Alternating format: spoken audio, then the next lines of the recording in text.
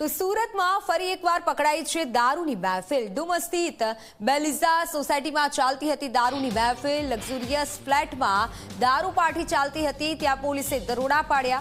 6 વેપારીઓ દારૂની મહેફિલ માણતા પકડાયા। ફ્લેટમાં રૂમ ભાડે રાખી દારૂ પાર્ટી કરતા હતા। ફ્લેટમાંથી 14 દારૂ ભરેલી બોટલ, 2 ખાલી બોટલ મળી આવી છે। સુરતના આ દ્રશ્યો આપ જોઈ લો કે જ્યાં દારૂ પાર્ટી ચાલતી હતી અને ત્યાં પોલીસ ત્રાટકી, પોલીસે દરોડા પાડ્યા।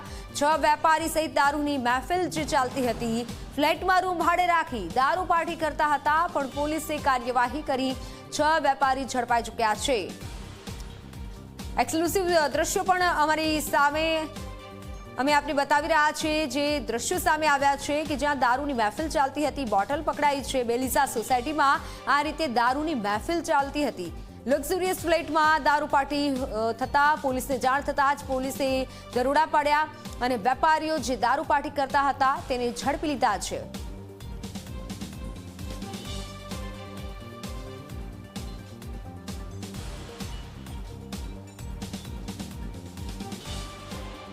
સુરતનો ડુમસ વિસ્તાર દારૂની મહેફિલ માણવા માટે પ્રખ્યાત બની ચૂકી છે, ત્યારે એક વખત ફરીથી ડુમસ પોલીસે બેલિઝા નામની જે બિલ્ડિંગ છે તેમાં રેડ કરી હતી અને રેડ દરમિયાન 6 જેટલા જે વેપારીઓ છે તેને દારૂની મહેફિલ માણતા ઝડપી પાડવામાં આવ્યા હતા।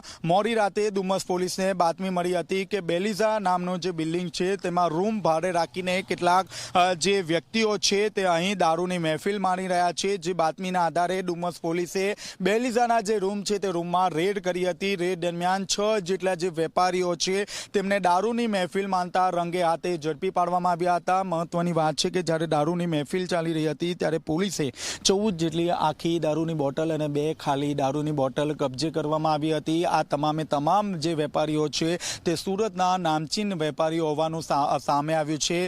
તમામે તમામ જે વેપારીઓ છે તે પૈકી કેટલાક વેપારીઓ કાપડના પણ વેપારીઓ હોવાનું સામે આવી રહ્યું છે। આપ જોઈ શકો છો આ બેલિઝા જે બિલ્ડિંગ છે તેમાં ખાસ કરીને જે લોકો છે તે લોકો અહીં રૂમ ભાડે રાખતા હોય છે અને અવારનવાર અહીં દારૂની જે પાર્ટીઓ છે તે પાર્ટીઓ થતી હોય છે। અગાઉ પણ ડુમસ પોલીસે અહીં રેડ કરી હતી અને રેડ દરમિયાન દારૂની મહેફિલ ઝડપી પાડવામાં આવી હતી।